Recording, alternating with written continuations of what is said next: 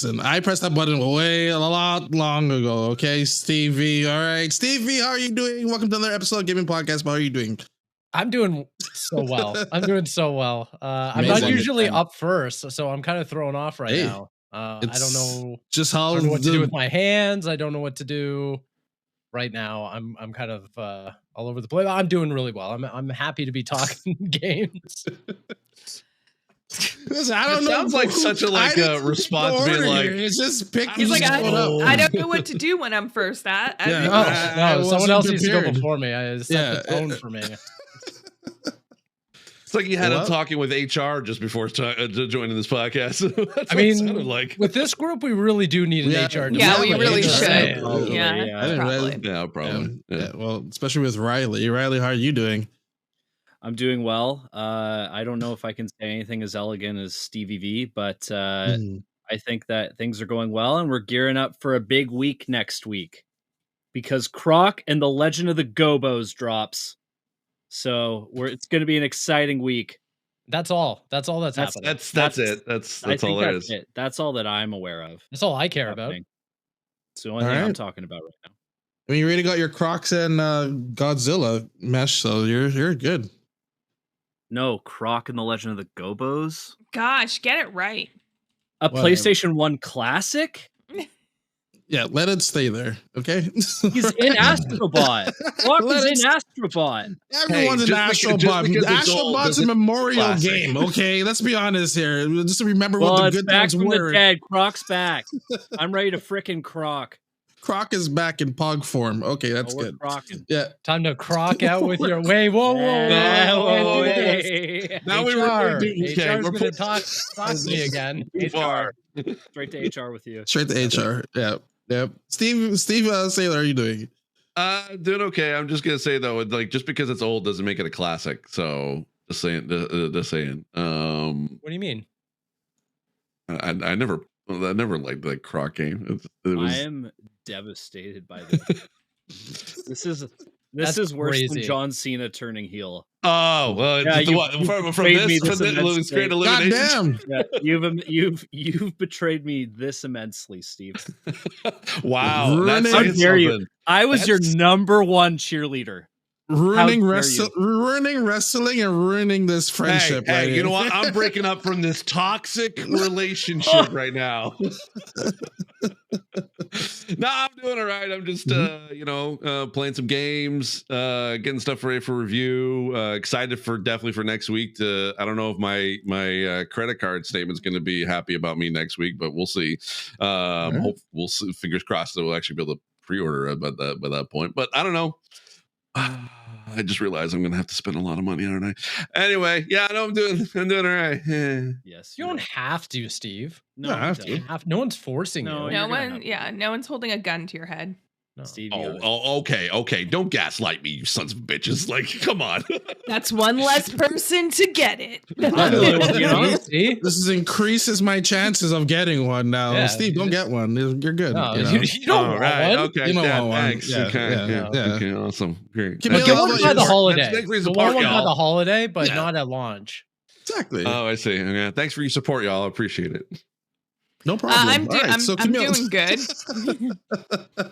No, I'm doing good. I feel like we've been so vague. Yeah, we're all really excited about the Nintendo Direct. That's next week. Obviously hoping to get a Nintendo Switch 2, but I don't think we'll be able to pre-order it next week, but we'll see. We'll see what happens. I'm excited for all the things happening. I'm excited Game Informer's back. I was talking to some of my friends from there. Yeah. I'm excited for a lot of things. Wow, just good way to ruin the surprise, Camille. I have the video up here and everything. It's back. And so in case you didn't watch the video, the whole team's back as well. Great news. That means production, design, video, what a lovely volume on? Everybody. Volume is on. No, I'm just but we're rethinking it and evolving it to be bigger and better. Big guy, Bri. Yeah, I think the volume's on. 1991. Volume's on. So audio listeners will be like, "What is happening?" Yeah, sure. Where is this video playing? Really excited to pick up where we left off. By the way, the covers are absolutely amazing. Hands down right away. Oh, they always have been. And I'm always I'm actually kind of surprised as well that they're also going back to to the magazine format as well. I'm surprised too. Yeah, because I would have thought that digital probably would have been the way to go.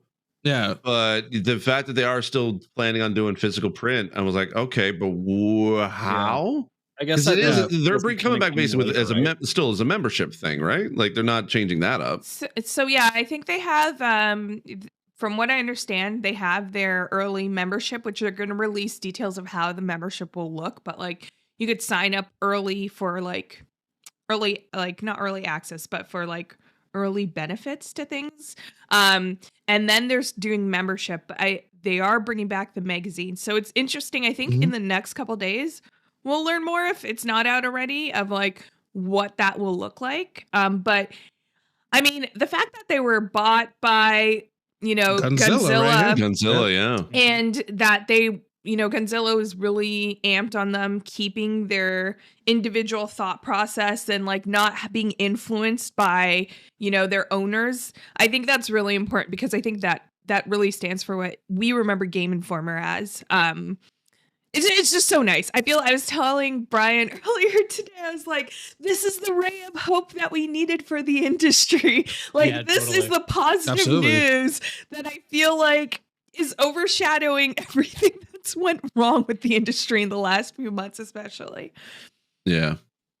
No, I agree. It's like, it's definitely, it's good to be able to see like a thing that we all loved and grew up with, essentially, kind of come back. And I'm glad, like I was worried, because when they said that the teaser of last week, they were folks kind of saying that they were that they were coming back. I was like, okay, but how? Because guaranteed GameSpot would have had to like, wanted some some kickback on it's like to be able to get the rights for everything back. So it's interesting that they kind of got owned by I don't think I've actually heard of Gunzilla. What is Gunzilla? I've never heard of them either. Yeah. Okay. All right. Well, I mean, hey, what they're saying in the video is that they can be able to developer, I think, right? It's Godzilla Games, so yeah, they are. Yeah, they're developer. Yeah. Oh, interesting. Okay. Which you know what? Like when I remember when we were talking about Game Informer when it shut down and like just how all the work was gone instantly, and like it's like all the social media platforms, like it was just all wiped, and it was like, but there's so much value there. I think what it is, it's like in this state of digital access to like everything's instant, there's so many different outlets that you get information from. I'm just happy that it was enticing enough to Gunzilla in terms of how they see opportunities to potentially even shift how we look at games media. And I think that's what's really important about Game Informer coming back. The fact that they were able to keep their full team and not have to downsize. The fact that they were bought over, so there's still that value added there. And the fact that Gunzilla, being a developer, will not influence the content that's like that Game Informer is covering. I think it's really important, because it's going to be interesting watching them over the next few months as they gear back up, which you could go to GameInformer.com and start reading articles and watching their content. You can check out the 2024 Best of the Year list as well. Yeah. They didn't kind of went it's back going to be really interesting, stuff. because I think it's going to show how potentially games media could look like in the future. We've seen like a lot of outlets go out of business, and we've seen them not be picked up, because I think the old mentality of how games media is, what the new ideas for how games media could be utilized and be a successful business, that I don't know. I'm really interested in what Gunzilla has plans for how they market it. And I think that membership and how they're going back to print in some capacity is going to be interesting on how they implement that. And I think they could really shift the game for a lot of games media out there. That I would love to be able to see, but I think that's still remains to be seen, because right now it doesn't seem like they're doing anything different other than that hasn't already been done before. And not say that that's a bad thing if it feels like it's sort of ain't broke, don't fix it. But right now, unfortunately, there's been a lot of things broken with games media right now, and so there is opportunities to fix it. Maybe it's if with its independence, I can see it potentially going back. I mean, we've seen kind of outlets being able to kind of, or independent outlets kind of becoming the norm, obviously with Kind of Funny, Min-Max, Giant Bomb now essentially is a part of GameSpot, and they're even kind of they've revamped how they do their content now, at least on an online digital form. But I'd be very curious to see what is going to help make them be as independent without sort of compromising any potential like sales benefits. I don't know. It's just because having the whole team back, great. Being able to do a print version of Game Informer, awesome, love it. Seeing it come back at all is just great. But what is it going to what is going to prevent it from potentially like being shut down again? I mean, it's going to have to, like, unfortunately, the reality is that it's going to have to make money, and I'd be very curious to see how they go about it. Is it fan supported? Is it ad supported? Is it what is this new version of Game Informer? Or is it just going to be like, hey, it's the same as we always have? And I'm like, okay. I just would like to be able to see like what they're going to be able to do. What's the plan is and everything. Yeah. Like what's the plan? Yeah. What's different and what's new and what the business model is going to be. I'm curious to see if it'll be widely distributed like it previously was. Yeah. Because also as well, we have to think about type of magazine. Yeah, because we also have to think about like, okay, like sure, like having it back, if it could be able to be back at as it once was as a print and digital magazine and all that, and that'd be awesome. However, with 100% of the team coming back, are they fairly compensated, and how long are they going to be fairly compensated? Like, is there going to have to like it seems as if that they didn't do any layoffs, so like or any sort of staff small like shortening. Then again, the staff was already small enough to begin with before they got shut down anyway. So is this going to be sustainable for them to be able to create all this like the at the same level as they once were? I don't know. Well, I think therein lies like a really great point of contention is that everyone came back. So there must be a good model there that convinced everyone like I'm in. Otherwise, what like for everyone that got laid off and treated terribly during the layoffs and the closure, just for people to just be like, no, I got a new job or I got a new role. Yeah. And there are those people. There are those people that did get placed at other places, got great roles, but decide to give it up. So that's why I'm like very hopeful with this. And I do think there is something there that they see value in. And I don't think it's necessarily coming back how they were before. Like, I think, yes, they're going to try to keep that Game Informer name and the passion as they spoke about in their We're Back video that kind of sparked the support to help get Game Informer back. But I do think there must have been something there that they're seeing that could be different, a different type of model that could work. Yeah. I really just hope that this doesn't kind of fall in the same tracks as G4 did, where it's like, hey, we're back and we're going to do the exact same thing and make the exact same mistakes.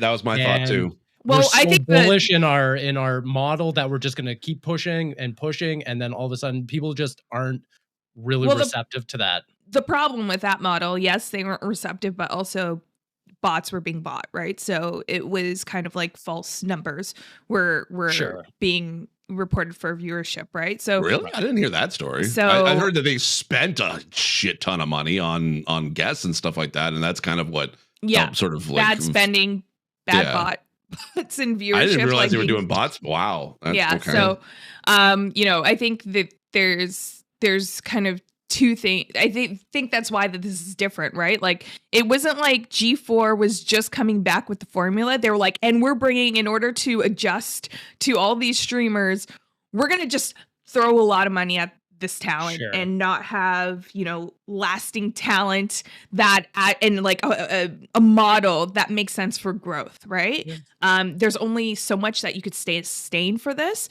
And that's why it's like kind of interesting with Game Informer 2 that it's, they are coming back with like their written format, with their digital and print. And it's like, they're not trying to, as of what we see right now, like some of the member perks that you could get. Let me see, pull it up again.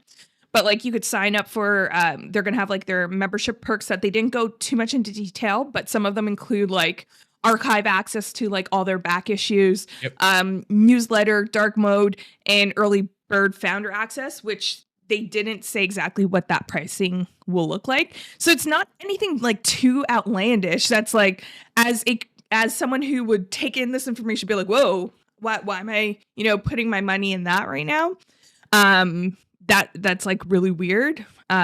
So yeah, I don't know. It's very weird anymore because I mean, you have bigger media outlets like Bloomberg or New York Times and stuff like that. They have a subscription model, but now you even see even The Verge has their little Verge and stuff like that. It's like, and I really think that's the future where if you want quality games coverage or tech coverage, you have to actually pay into this stuff if you want these people to have a voice out there, because it's just not sustainable anymore. It's either you go for the free slop on YouTube and TikTok, or you pay a little bit no, but it's true, or you pay like the show you're watching right now. Yeah. I like some good slop. Or enjoy your slop. Yeah. Bit of a premium, and understand that yes, this has some integrity, this has some journalistic backing to it.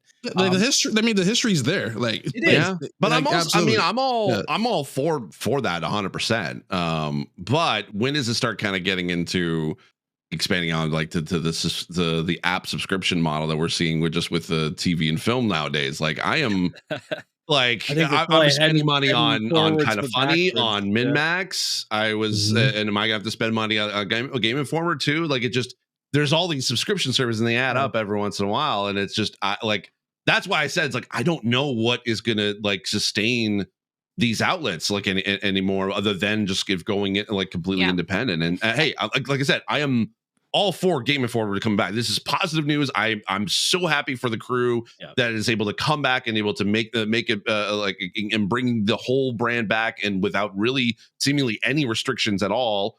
Like that's amazing, but I don't want to see it go away again. Well, that's my biggest worry. It's like any critical lens that's being applied is that we want it to stay around. Yeah, absolutely. That's the only reason that would be applied. So exactly, it's almost like I don't know if any remember like Nintendo Power, and then it became something like someone else took the reign now. But then there's Nintendo Force, which was like a fan Nintendo Force, the fast and that was like a good year that lasted as well. Like, I don't want to be like a year from now, like, okay, well, Game Informer is gone again, type of thing. Like, the one thing we still haven't mentioned, they brought back the 2025 video game release list. They mastered that shit. They were my go-to for seeing what games were coming out on which platform, making it the easiest and most digestible method. It's incredible. So shout out to Game Informer for that alone. I don't want to see them. They were doing the Lord's work with that list. They do. I found some alternatives in their when they were away, but I already went back to it. The layout is perfect. Just alternatives, weren't they? Yeah, they weren't the real just side pieces. It was the no-name brand knockoffs compared to the actual like big brand. But not only that, like even having like reviews ready to go, like they have everything up all the way up to even like Assassin's Creed. Like so that might come out last week, but like they were like, here we go, here's all our opinions, and here's our best 24 list as well. Like it makes you wonder like how long this has been in the works. Exactly. Probably since the day it was closed. Yep. Could be. Honestly, I wouldn't be surprised, right? Like, I think, what they spoke about in their welcome back video, it's like they noticed the outpour of how people were just so connected to Game Informer from a nostalgic factor, like growing up alongside it, and how much it meant for them, right? So I think, it was probably a thought for a lot of the people. They're like, how can we make it work? How can it come back? And I'm here thinking, with Gunzilla, although, we mentioned we're not too familiar with them as a developer, maybe that is the new format for games media. Like, and what we're seeing in the industry is that developers now kind of have to go outside of development in order to acquire other forms of media. Well, forms of media or other aspects of the industry in order to make their business make sense. I think that's a slippery slope that it could be dangerous. It could be very dangerous, because then you have it's like a monopoly. It could be a monopoly over media, right? And then you just have one voice telling you. Well, everything. I mean, we kind of already see this with Microsoft and PlayStation, where they'll put up PlayStation blogs of, hey, this is a deep dive into whatever Assassin's Creed. I have never once given that a second thought, because all it is just It's firsthand. It's firsthand. It's incredibly biased. Yeah. It really does. It's so buttoned up and corporate that it really serves nothing for an audience. Yeah. So I think Gunzilla's in a great position because they're based out of London. Is it Germany? Or well, they have I think Frankfurt, Kiev, and London. Okay. So European company, relatively small from what I can understand. Apparently, according to VGC, it's a blockchain firm as well. That's oof. That's the thing that concerns me. Gunzilla Games with the blockchain. Okay. Well, I was about to give them a compliment. I know. I was like, oh shoot! I just saw it now, like from a report on VGC. I'm like, okay. I guess that's where they're getting their money. But I mean, here's the thing: it's like Game Informer's gonna last forever. Then, all right. I mean, although it's debated the reality of the industry, that's very. You gotta get money somewhere, So there's always room for compromise in some of these things, right? Mm-hmm. Yeah. I mean, who knows? This could be the first positive use of blockchain money that I've ever seen. So who knows? Absolutely.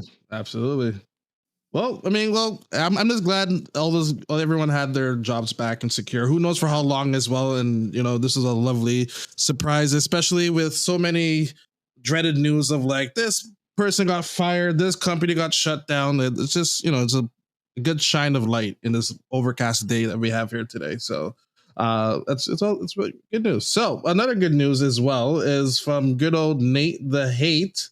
Wait, was his first account got shut down? I don't understand. I think so. So to stop the constant questions, Riley, stop asking him a bunch of questions, please and thank you. Yes, I've heard the Nintendo presentation is this week. I believe it's on/around Thursday. Hey, that means like it could be tomorrow, Friday. What does that even mean? I'm listening to this. We might already know. It might have happened already, and it will be a direct, and is not 100% certain on the format at present as well. First of all, I think this is a smart move on Nintendo. Show us. I totally agree. Yeah, like there's nothing beyond except for Pokemon that has no release date. There's no games being announced for Nintendo, and this is the best way to be like, hey, here's games coming out for the Switch, and guess what? Obviously, it plays on the Switch too as well. Sure. So interesting timing though. Is it like but sort of like before the like all the announcements? Like I feel like that it could do because it could do one or two things. It could basically confuse the fan base a little bit, being like, okay, wait, are these games going to be coming out for the Switch 2? What's going on? Like, and then because like that would be that's sorry. That's the kind of the main thing. It's like it's going to confuse consumers a little bit from. Personally, I don't think it will. I think it's just the way that you model it is like this is Switch stuff. Next week is the shit that you really care about, and tune in then. This time, exactly. Just hammer that home. It's just gonna be. That's just like a major tease. Like it's like not at all. I think to Marcel and Riley's point, this is the stuff I want to hear. I want to get all the old stuff out of the way. I want the bright, shiny new car rolling in next week. I don't want to hear about remasters of Prime 2 and 3 next week, disrupting my Mario. Wow. Yes, I want Mario Kart. I want Smash. I want a new 3D Mario. I want that good Nintendo drip feed. You want that good. Yeah. What else could they announce though? What? Imagine if they're like, oh, by the way, this is actually a Nintendo Switch 2 Direct that's going on the hardware, and next week's going about all the games. Like, I was thinking it was going to be like next week is going to be the games. Like I had full thoughts that basically next week's thing is just going to be Switch only with maybe a handful of games. But like, I don't know. I think people won't care about the games if it came afterwards. Everyone will just talk about what the system is doing and everything. Which is again, why would we need this direct? Like, so I will clarify what I think the mentality is that if you do this, you can talk exclusively about Switch 2 in the presentation next week. Yeah. And this clarifies just some of the existing stuff, Metroid Prime 4, maybe Pokemon Legends ZA. Like, you get some of those, probably a couple of surprises. Hey, here's the roadmap for Switch for the rest of the year. That's going to be it for it. They probably won't say that, but they'll be like, here it is. And then look forward to the Switch 2. We have a lot of stuff for you to watch then. Sure. Bust out the first party stuff during that presentation. roll in with Mario Kart, maybe a 3D Mario, maybe touch on Animal Crossing, Smash Brothers, like maybe a new Splatoon. I don't know, things like that. That would be huge, but I think they'll probably talk about a couple of these things and just be like, that is up to the holiday. Like these. The other thing, like I agree. Jumping well. off that, I think it's gonna be. Oh, sorry. No. Go ahead. Say, like, I think it's gonna be. They're closing up that sunset on what they want to really push for the Switch, and then when we get to next week's showcase, they're gonna have a little section within that showcase that's like, and everything we announced on our last showcase, our last direct, is also available on the Switch too. Like, what's like what like I just don't see. I just don't see the purpose of it. Like the purpose, Steve, is that like at a certain point they cannot talk about Switch anymore. Like the YouTube comments will just be like boring. I want Switch 2. I want Switch 2. This is ostensibly the last chance they can talk about Switch in its prime and capture an audience, because doesn't that after next week with Switch 2, any direct in the summer, in the fall, leading up to the holidays, it's all Switch 2. They can't go back after this. But what I'm saying is, I thought like essentially that a lot of the games have already out. But if we're talking like say Prime 4 or like Pokemon ZA, like doesn't that kind of like why water it down, being like, here's when it's coming out, but instead of like, by the like for the Switch 2, when after that's been announced, being like, hey, by the way, Pokemon ZA is going to be available on Switch 2 and also on previously on Switch console. Like they did that essentially with the Wii U and the Switch when it came out. Like I just see it. Like imagine if Prime 4 is announced this week, and they're saying, oh, it's going to be out for the Switch, and then afterwards it's a Switch 2 game. Like it feels like it's first party. I think what this direct will be is a lot of third-party titles that are closing out the Switch.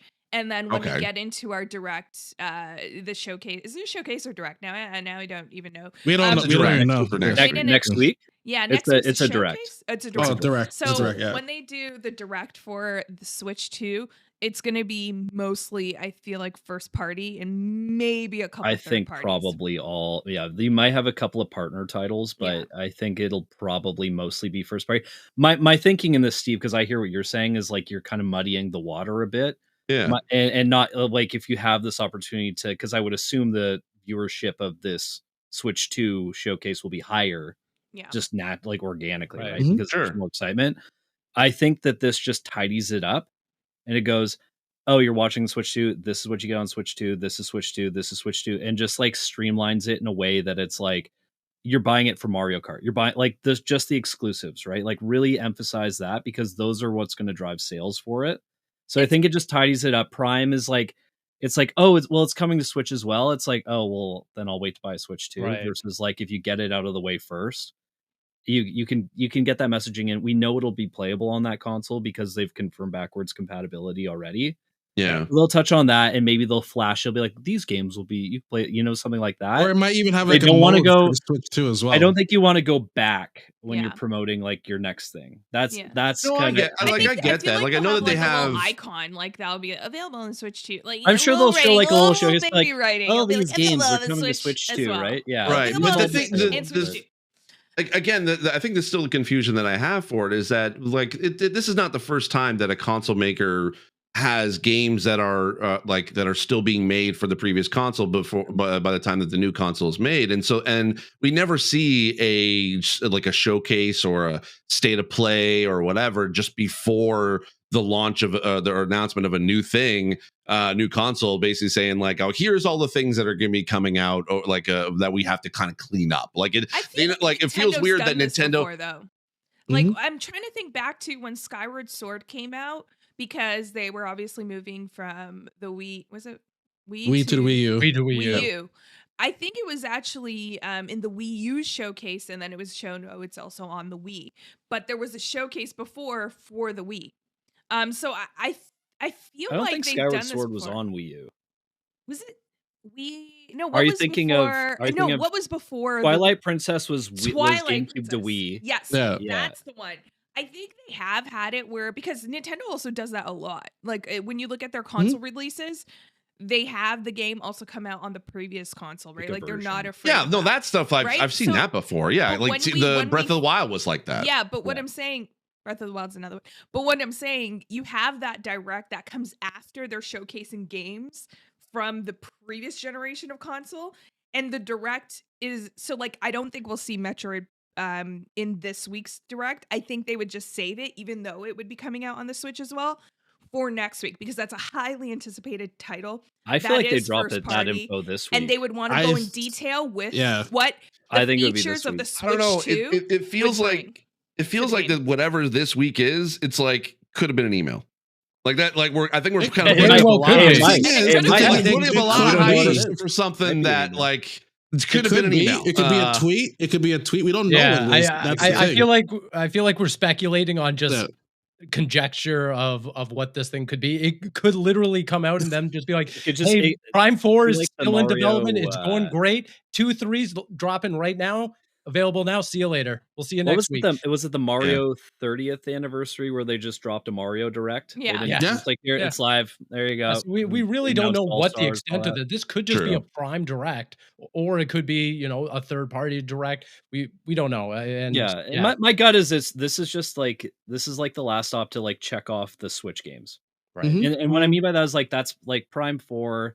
Maybe do a shadow drop. Maybe announce a couple other games that are going to be coming to Switch, and then you hard stop it and then just focus solely on the Switch 2 exclusive game. Oh, I totally get the just focus on Switch 2 from here, like from next week out. Like that makes sense. It basically builds up Nintendo's marketing for the year, even with that story of from Game Insider that there's potentially like a sort of 3-phase plan for releasing games for the Switch. Like I'm all for that. It just feels weird that if people are speculating, like that's why I don't think that Prime 4 could be in this one this week, because it's like that feels to me like that's a big announcement. And if they put into that, okay, it's going to be playable on the Switch and the Switch 2, that to me does not muddy the waters. Like I feel like that like it helps promote that it's backwards compatible. Like and they do recognize that there's still 100 million units out there of the original Switch that people are still going to want to be able to buy. Like I again, you're all making great points. I just think again, it's just whatever everyone's hyping this up this week's announcement to be. I'm thinking it's going to be just a tweet or an email or something like that. Like it doesn't, not an actual like showcase direct. Oh, I feel that completely. Yeah, I think it's kind of what we all go back to. They weren't talking about this direct weeks ago when they announced the Nintendo Switch 2 direct. Months, right? Technically. Well, yeah, but the Nintendo Switch 2, they gave a lot of leave time. They want people to watch that. They want all their heavy hitters.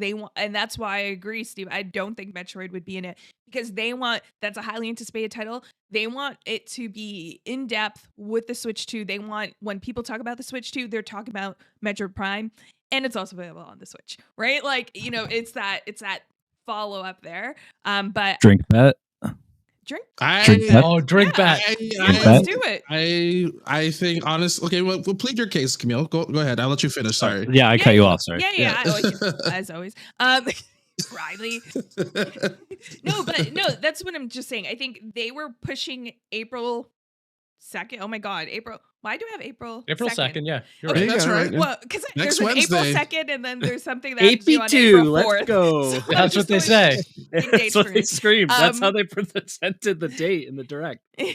AP2, tune in. AP2 for Switch 2. But they've been pushing that. They're getting a lot of lead time because they want whatever is going to be in that direct. It's going to go deep into hardware and different hardware features that will make sense for the games that they showcase, as well as those heavy hitters first party titles that they want everyone to talk about. And when you think about it, you think of the Switch 2 as well. And Metroid, I think, is definitely going to be one of those titles because it's been so anticipated.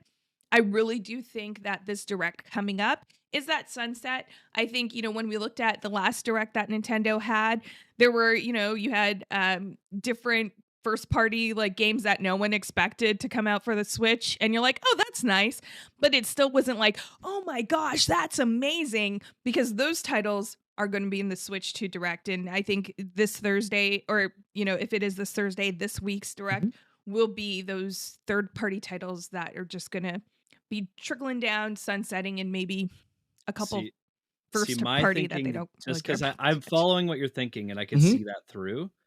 But I think that you want to, if you can get another trailer, maybe breaking down the narrative of Metroid Prime 4 like a little bit more, a couple more teasers, and then a date.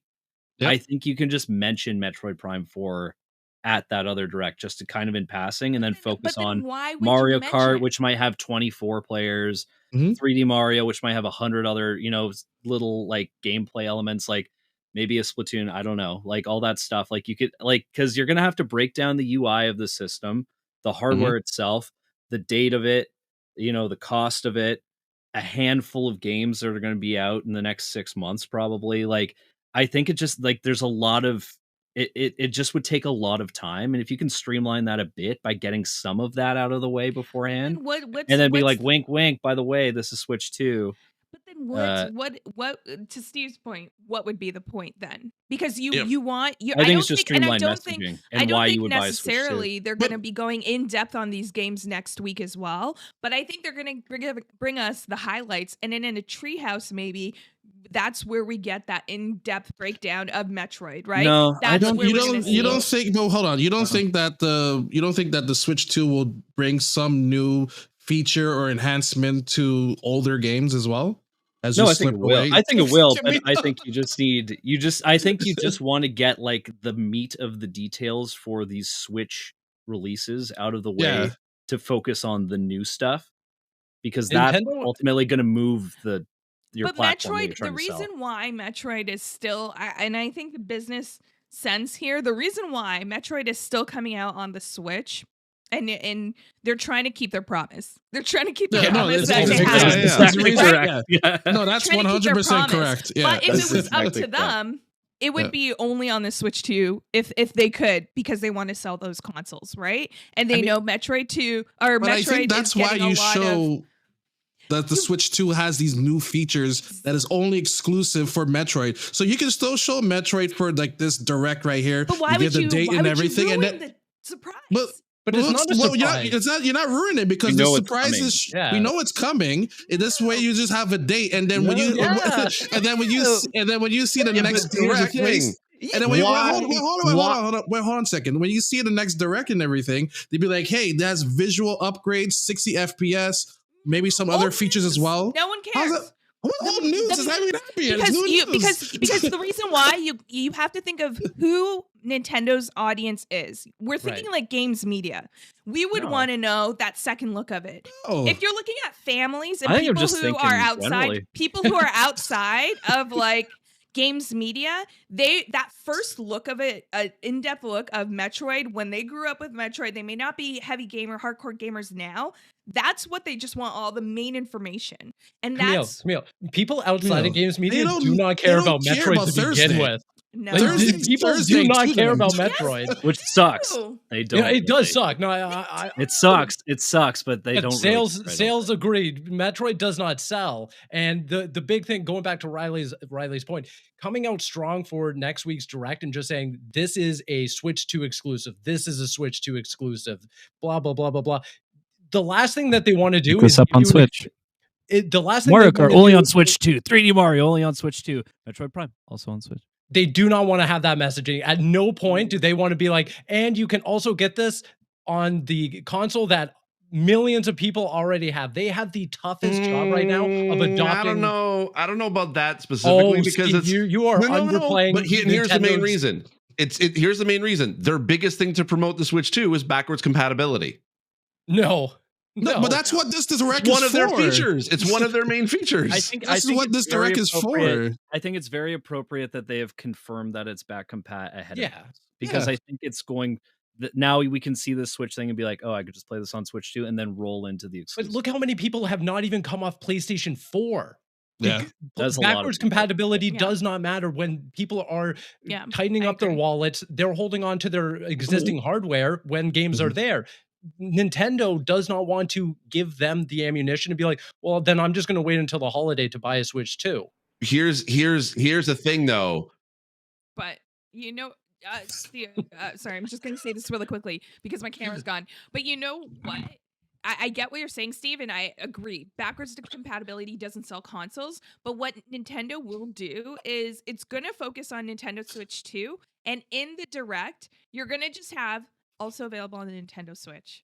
Yeah, written on that's what I'm saying. In the corner, and that's all they need. And in their press release, they will obviously have to outline, yes, it's also coming to Nintendo Switch, but mainstream, like people outside games media, people who are just catching the highlights of that Nintendo Direct, the Switch 2, they're gonna be thinking in their heads, Metroid is coming only for the Switch 2. It's only if they look into it, they'll be like, "Oh, it's also available on the Wii." Isn't that Nintendo just Switch. like a splash screen during the Switch? Yeah, it's just like a quick little thing, and they're also available on the Nintendo Switch. I mean, you don't have to talk about it.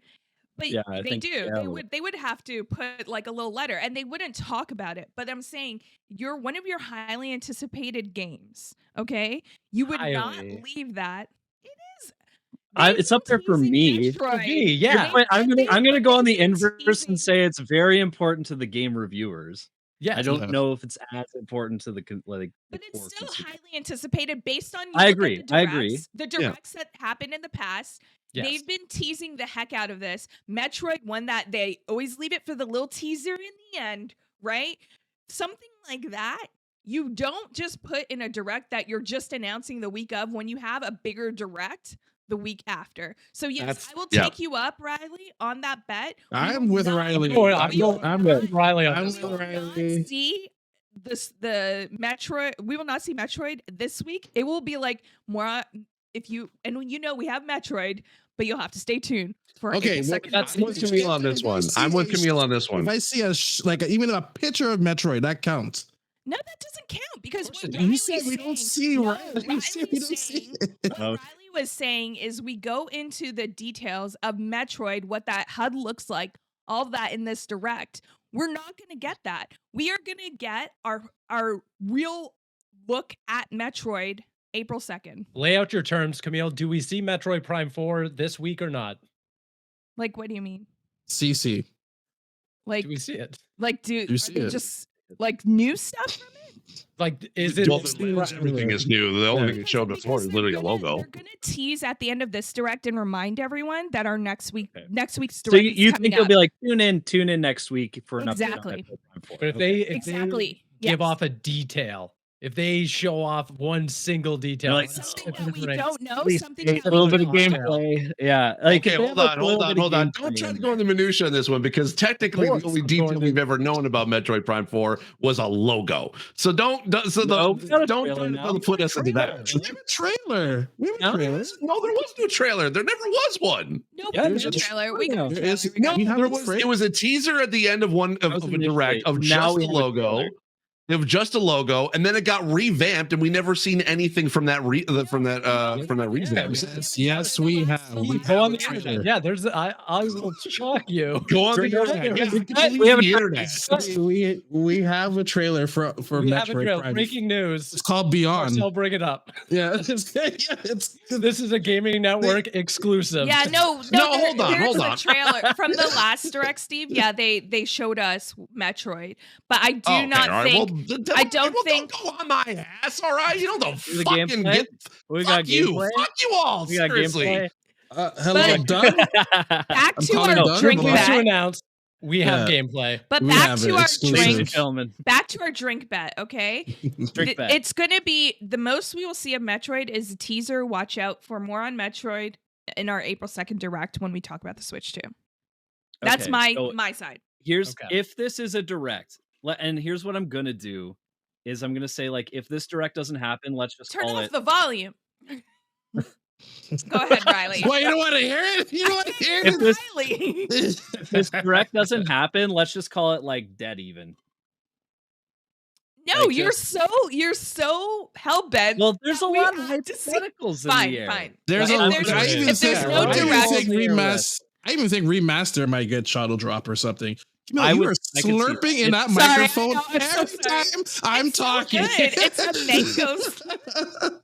How good does that look, Steve? It looks beautiful. No, but yeah, okay, fine, Riley. If we don't get a direct, then we're even on this bet. But also, like, what are the chances that like this might have just been like Is Nintendo playing us? Like, what are the chances that the thought of this direct this week is just something maybe before, like that was on their previous calendar, you know, like before they moved the Switch 2 launch? Could you imagine if Nate is just wrong? What if he's wrong? There is a chance. What if he's wrong? And then he has to get Nate to hate 3 as a new account. Everyone's gonna harass him after this one. Nate. Yeah. God damn. He's the one that's gonna know. It's pretty exciting. I mean, It is. not only do we have Croc and the Legend of the Gobos next week, which Croc. everyone is sitting at the edge of their seat for, but we also have this console reveal, which is going to be amazing.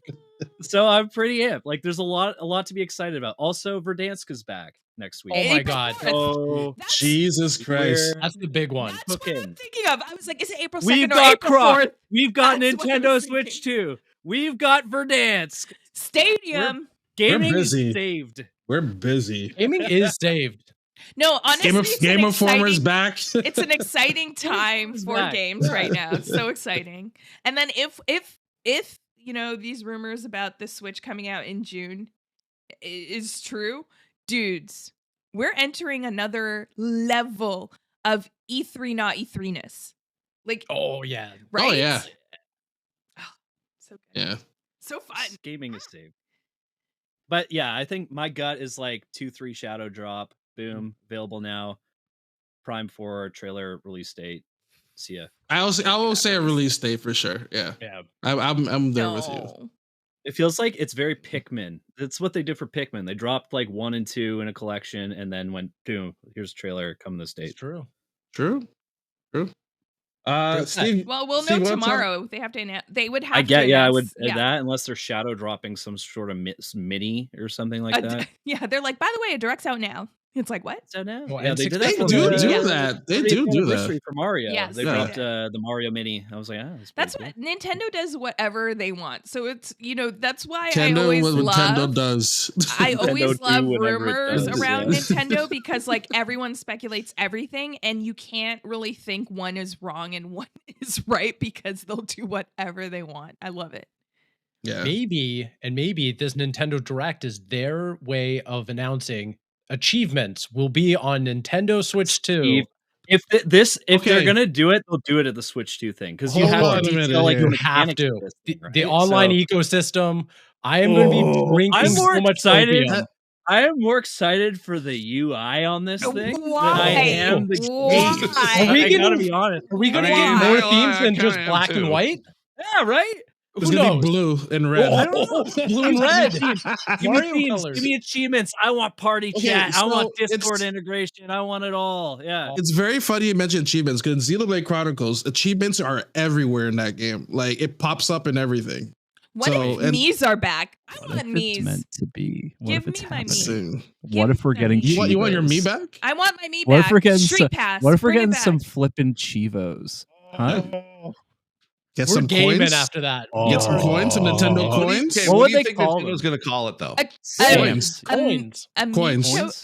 coins. Cool. Yeah. That'd Yeah. be cool. Coins. I think Not I only think that, because- stamps maybe. Well, because they are did they that getting for rid you. of? Are they rumored to get rid of their program as well? Their coin Yeah, program. they're sunsetting. Yeah, They it. already Yeah. they already Program started is- sunsetting So- it. Like I think you Fuck. have to redeem. They want the name for their in-game achievement system. That's But right there. imagine you get an in-game achievement system, and when you unlock it, you get an in-game or an in-me universe item for your me. No, Oh, you're kind out of of like- it. Wait, are we? Kinda like Xbox. Camille's in the We've got kitchen right Meebers? now. She's a cooking. She's Camille's cooking right now. She's sniffing what she's Are we cooking right talking now. a Meverse? Is The that what we're Meverse, saying? yeah. I Bring back honestly Meverse? bring back Meverse. I would love.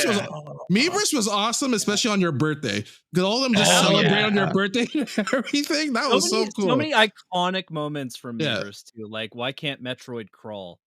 Oh, Like, yeah. like so funny. It was so good, so underrated. So if they can do that meaningfully, I'd be pretty excited. Another thing that I was thinking of, and I'm sure maybe we'll see an element of it here, but they did that closed test, that global test, Yeah, that's what I was for an thinking. Oh, that's NSO right. project. So I wonder if they'll do Mees! like Mii's that Me- you can Meverse. customize.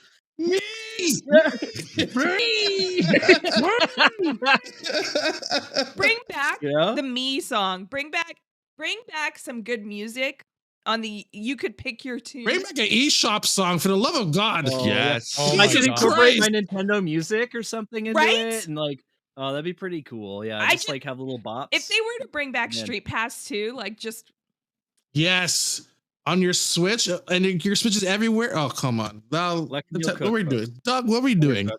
What are we doing, Doug? Switch Pass. Boy. Oh yeah. Ooh, I like the name of that. Switch Pass. That'd be such. Oh man, right? So bad it's not going to come out by PAX East because I would totally. I could totally. Especially because at their events too, that they have, at conventions or wherever in the world you are. You could just, log into your Nintendo account and collect your coins now that they're rolling that out, but collect whatever, right? Like that was such a cool incentive. Even when I was in Japan and going to the Nintendo store there and being able to do that there, right? So it's like, it doesn't make sense to get rid of that ecosystem. It makes sense to combine it with the Switch. What if you could just if you're at a convention, you just tap it, like they have the amiibo functions, like never field or whatever. I think it could be kind of awkward, like basically just bringing out like a Switch and then you're just kind of like trying to like line it up like you would like for your iPhone. You want to bump switches? Bump switches. Oh my god! You want to touch Joy-Cons? That'll cause a lot more joystick drift than I would want.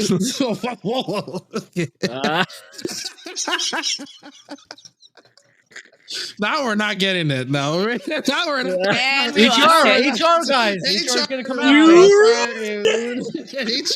we were is having a field, and then you guys ruined it. You guys ruined it. Go there. HR is having a field day with us today. That's for sure. Miyamoto just watched that. He's like, "We're not doing it, guys. Cancel it. Cut it off. Shut it off." Steve, you want to talk about Atomic Fall? Might as well throw it in there. Atomfall, yeah. Atomic Fall. I'm sorry, Atomic Fall. Going from that HR disaster. Atomfall, yes. Going from that HR disaster to an atomic disaster. Yeah, that sounds about right. Nice, good save. Thank you for the save. So I've been playing Atomfall. I got the code last week. Unfortunately, couldn't be able to get a review out by embargo, but I'm hoping we'll have one out by the time that the game launches on this Thursday. It is kind of like a lot of people are sort of saying it's not necessarily Fallout and set in England, but it kind of still has that kind of vibe. If you heard anything about it, that's generally the description it's been having. I'd say it's a little bit different than Fallout, but it has that kind of like, okay, like that's the way it could get you into the game. I'm all like, I'd say yes, that definitely would apply. It's kind of set in the 1960s, kind of like in northern England. Apparently, it's from an actual nuclear disaster that basically it's a kind of an alternate history version of the nuclear disaster. So you're kind of just you wake up in a bunker. And you essentially are just now having to explore the world and try to figure out what happened. And you're told to basically like I haven't fully finished the game, but at this point, like you're kind of like you're trying to find your way to the interchange, which basically is this glowing portal of light that is off in the distance, and everything is directing you towards that to figure out what the heck happened. And then you also get these mysterious sort of messages in these red phone booths that from this one creepy dude that basically says like, don't trust anybody.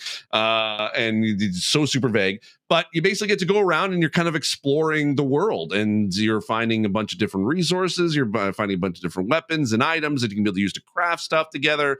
You're also coming across different people within the world. There's some good guys, some bad guys, and essentially everything is very much Fallout-esque in that. And I think that's kind of where the comparison sort of stops. What I really like about it is the environmental storytelling that it's telling, in that it's similar in that when you play it at kind of the recommended or the suggested difficulty, you really are just kind of thrown into the world and you're just meant to explore. Similar to games like Elden Ring or Breath of the Wild, you're just kind of just thrown in there with a map and just explore and just kind of learn more about where points of interest are. You sometimes get notes or get like when you have conversations with people, they kind of direct you in potentially areas where you can go.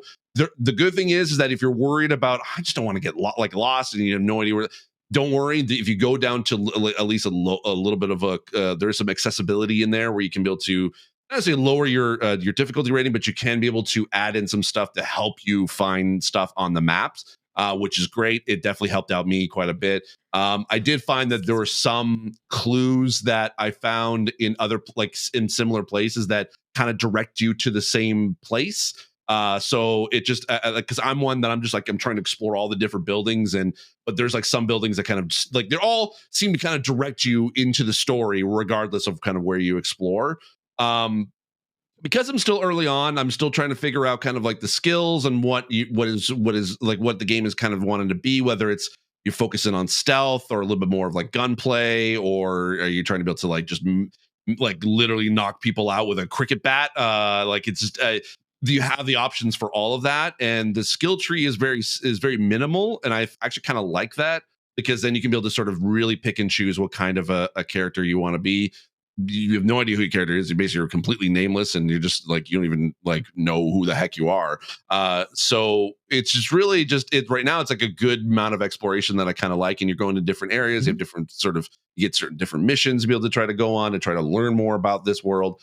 And I'm liking it. It's it's not my favorite game of all time. And I wouldn't even I would say the reviews so far have been kind of have been kind of putting into the 7 to 8 range. And that's kind of where I would put it. I definitely would say like a 7.5 out of 10. Accessibility wise, a lot more there than I had initially expected. I knew that there was at least a bit of accessibility because they did release an accessibility blog post a month or two prior to this recording. So I knew what was going to go in there, but I was actually surprised of how much everything kind of like worked together. So I think that it's very impressive what they were able to do with what they have, and I think that Rebellion did a great job in that sense. Is it perfect? No, but it's still I think definitely worth a pickup. Maybe not necessarily. I don't know. Actually, I can't remember. Did they say that they're not selling it as a full price, or is it a full price game? I can't. I don't see that here, but it is on Game Pass if people want to try it out. There we go. Yeah, if you want to try it out, definitely try it out on Game Pass, or if it's definitely something that you want to be able to pick up on a sale or something like that. $50 US, by the way. $50 US. Okay, so it's a little bit cheaper than regular price, $70 US. But I'd say it's worth that. Yeah, or maybe if you want to pick it up for a sale, I think again, it's a good game. Not necessarily like an overly amazing game, but still solid nonetheless. Awesome. Good stuff. I remember seeing I don't remember seeing too much about this game, but it sounds really interesting. Trailer, yeah. The trailer definitely hides quite a bit of what's going on. I think that's kind of where a lot of people sort of thought got the Fallout in England sort of impression, but it definitely is a little bit more than just that. It is its own take on that kind of post-apocalyptic sort of nuclear explosion sort of thing, and it has that retro vibe because it is set in the 1950s and 60s, and it's very British. There's a lot, like you basically get to go into a town and you literally get to go into a pub and see what the world is like you can see like a giant robot walking outside the doors, and you get some just people in a pub that are just chattering about the day and all that. So, and you get yourself a shepherd's pie and talk to the locals there. It's like stuff like that. So it's stuff like that. It's like it's very British in that regard. And but I think if you're a fan of that kind of style of game, definitely worth checking out. Can you get fish and chips though? I don't know, and I want to look for it. It's make or break for game of the year. That's actually make or break. Yeah. I now need to figure this out. I'm not immersed enough. We need the mushy peas. We need the vinegar. We need the fixins. Yeah, I will say though, like the game is gorgeous. Like it has a very kind of like serialistic sort of art style. But it's unique, but it definitely, like when you're looking out across once you kind of come out the bunker and you see like the vast valley below, and you see again the nuclear sort of like a plant or the sort of whatever event happened off in the distance, like it looks absolutely gorgeous. Cool. Yeah, definitely check it out, especially if it's on Game Pass. And it's out when? Comes out Thursday. Cool. So yeah, 27th. It's a big day, Thursday. Big day. Huge day. Big huge day. Big day. Yeah, actually, it's a pretty big huge day. It's my sister's birthday that day too. Even better. We're gonna add it on to the list. Early birthday. Happy early birthday. There we go. There's one more topic that I wanted to talk about, though. Yeah, throw it in there. Where you want? Everyone's talking about. Yeah, everyone's talking about PlayStation games on the next Xbox if Steam is compatible. What's the read of the room? I want to hear your read first. Because I think you have an interesting perspective, and I have a question for you right after. Okay, sure. I don't think PlayStation would allow it. I don't think for a second that PlayStation would allow it, and I only don't think that because it doesn't align with their current strategy. Of course, I think that makes sense. Yeah. Why would Steam listen? Is my follow up to that? I think it's bad. It sets a really bad precedent if a publisher of your game is like, hey, we don't want it on that platform. Please, which is possible. It is possible for them to do that. It's possible, but it's unprecedented. I think it's just bad. Yeah, but I think it has happened. It's just not as prominent as that would be. Like we've seen these things happen with like GeForce Now, which I know is a licensing thing with NVIDIA, but like that was a request by PlayStation. So like it wasn't default included as a result of being on your Steam library. So I think it does. Yeah. So like obviously like it wouldn't launch through an Xbox launcher. You'd have to back out to the home because it's a PC essentially. Of course, yeah. In this hypothetical, but I was talking to some dev friends and they're like you can just put in a request with Steam. Like just because the OS is the same doesn't mean it has to be compatible with every OS. Like and I'm not disagreeing with that. I think that PlayStation ostensibly could just go in and be like, no, this doesn't work. But it just seems like a PR nightmare for PlayStation to come out and be so petty to be like, no, it's not on this act. I think so. I just think that if you're a consumer and you're like, well, this one plays all the games that I want, and you'll just buy a PlayStation. Like I think it's like a very specific workaround if that's the case. Like if it is you can play Steam on Xbox, that means you can be able to play PlayStation games from Steam off Xbox. Like I don't think this is going to be like a big a miss for PR for PlayStation to basically say like, no, we're not allowing those games to be playable. Yeah, it's like it's PC exclusive for Steam right now, and that's kind of where it lies. Because I feel like as well, because then it kind of brings up sort of the potential like technical compatibility issues. Like say for instance, like Helldivers 2 is very much specifically tied to PlayStation servers, and if they're getting an Xbox connected to that, that's a whole other technical challenge to begin with, and it could I could see why I think the reasoning why PlayStation would say no is because they want to give the PR answers. They give the best experience they can for PlayStation players to play this game properly. And if they allow stuff like Helldivers 2 to be playable on Xbox like that without a proper port for Xbox, that's when you can basically see players being like, well, this game doesn't work on my like when I play it on my console. And it's like, yeah, because you're playing on Xbox. But my argument, because I totally agree. I can totally see that happening, Steve. My argument to that would be like, well, you allow your games to be played on my ROG Ally. So you really can't faux the walled garden all that much, in my opinion. But is the ROG Ally necessarily a walled garden? That's. But if PlayStation comes out and say we want the best experience to be on your PC, we're console exclusive. It's like, but it can work on a handheld that then could because now we're playing theoreticals with Xbox partnering with Asus for their own handheld. So it's like it becomes this muddy water of like, well, what are the lines here? What would is it worth PlayStation? Is it worth PlayStation to go through these hoops for a game like God of War Ragnarok that's already out there? They're making their money off of this. So it's like, do they really even care at this point? I think it would be a much larger conversation if it was Marvel Spider-Man 3 is dropping PlayStation and on PC day and date. Yeah, I'm sure that they would not want it to come to an Xbox branded piece of hardware. These games have been out for years at this point. It's like, why not just make the extra money? I think you could probably piecemeal experiment too if you're in like they're in the driver's seat. So I could be like, maybe the launch will be like, yeah, sure, give them access to Helldivers 2. Let's see, that's a multiplayer game. It works for us. Like those seem to. It was designed to be multi-platform. Yeah, right. So it's like, okay, there you go. Like that makes sense because it is like a game as a service. So it's like scale that. That's fine. Like pick and choose what you want. But I think to suggest that PlayStation.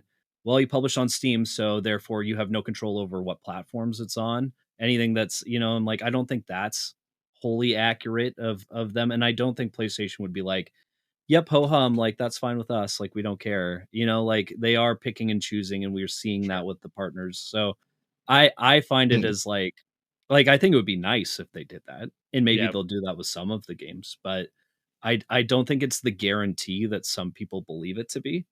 Yeah. I also think that it can become like a very slippery slope and a precedent that PlayStation could end up setting, because then it's like, well, what's stopping then Square Enix from making similar deals? Yeah. Sure. I think that becomes a very difficult situation for consumers. It's blurring the line of like what really is like it's a PC or a console now anymore. Like it's just pretty much on all fronts. They're all PCs. They have the same similar PC hardware as each other. So like that's why I say like I think you have a good point with the RG Ally, but I think that PlayStation sees that as a PC, not as necessarily as a specifically console handheld. So, but when it comes to like something like their competitor, like an Xbox, that's where I see like them to kind of like that's where that line is drawn. Unless they decide to be able to release it multi-platform. I think that they'll spout like some sort of technical. Oh, we want to be able to make sure we have the best experience for our players, so we're not currently looking into releasing our games that are going to be playable on Xbox, blah blah blah, or on a competitor's whatever wording that is.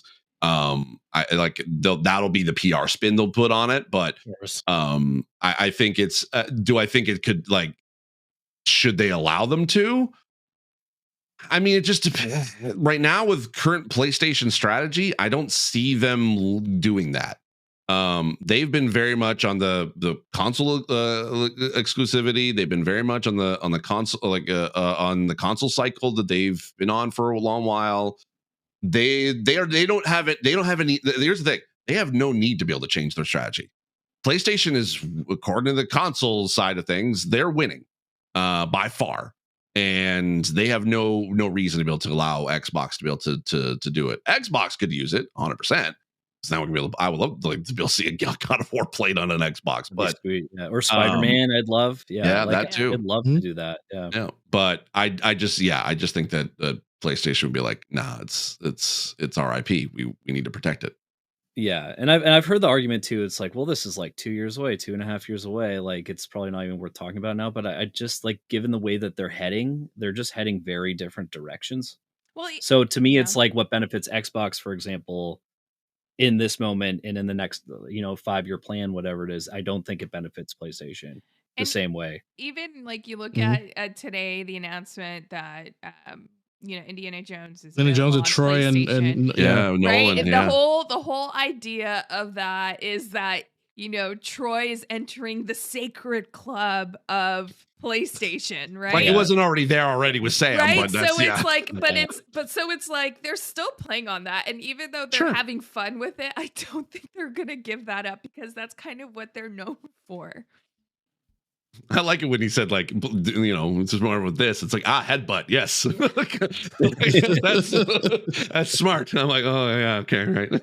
Yeah, I'm curious to see what happens. I'm curious to see what happens. Like PS6 is, I'd assume, well into development if they're not already like finalizing sort of the elements of that, or the PlayStation handheld if that's going to be conflicting. I would assume they'll launch their own storefront on PC at some point in order to carry through some of these things as well. So I don't really know what that looks like, but maybe I think down the line, I think they'll want to compete head to head with that. If it's just going to be a race to see what box plays everything under your TV, then I think they'll want to be able to contend there before they'd allow another person pushing that to just have access to their IP. Yeah. And who knows? It could be Steam that comes out and Steam might just come with their own system. Yeah. Right. Yeah. Yeah. And then PlayStation would be like, you can't have our games on that box, so that's too bad for you, And then well, it's funny because like I was on Apple TV, I bought this show called Father Ted, which is a BBC program. It's very funny. I recommend it. It's so funny.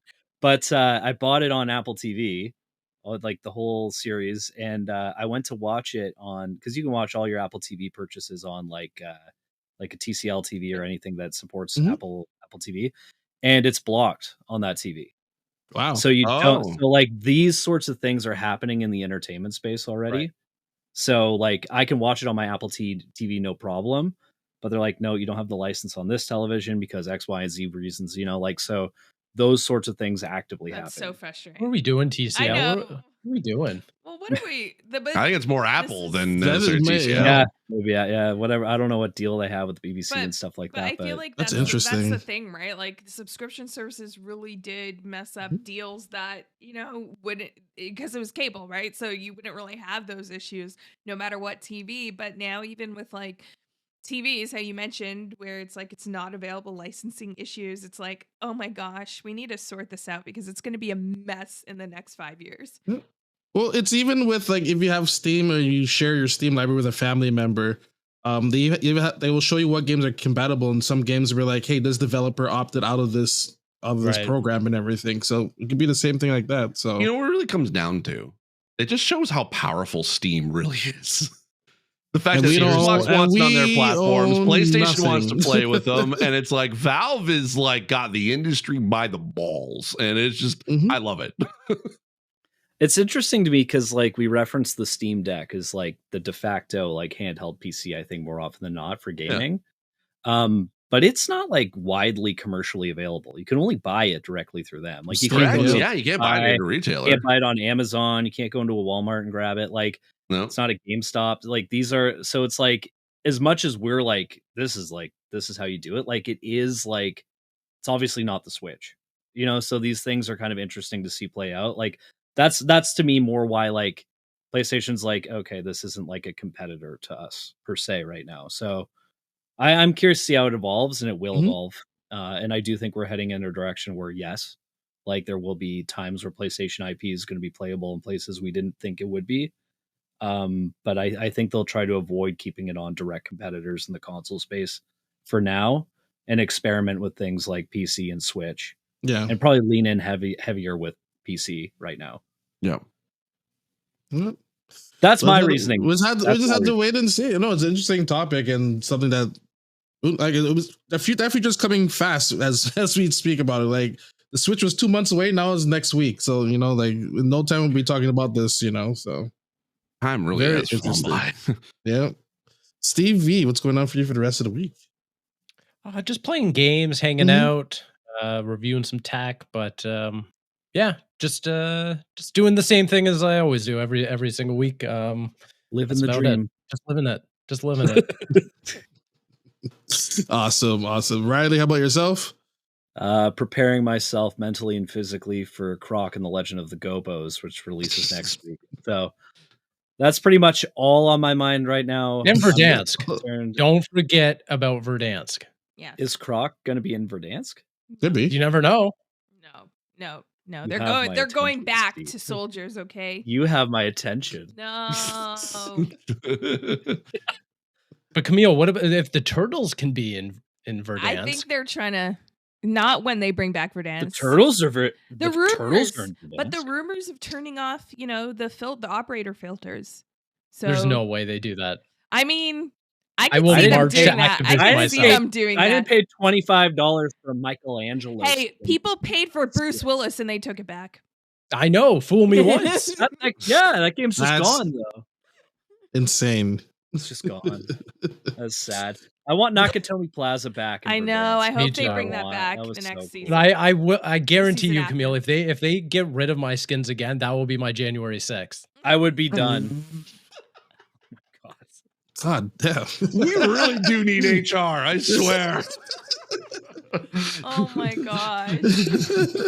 I'm just This is the HR episode 100%. Yeah, 100%. Steve It means Saylor. that much to me. Yeah. Wow. That's more than you than the Ricochet update and hoping that they get rid of cheaters. That's so sense. Anyway. It's basically still doing my daily show, Gaming Insight Daily, on my YouTube channel. I've been doing pretty well actually lately. Some episodes have kind of been popping off. I've been pretty happy about that.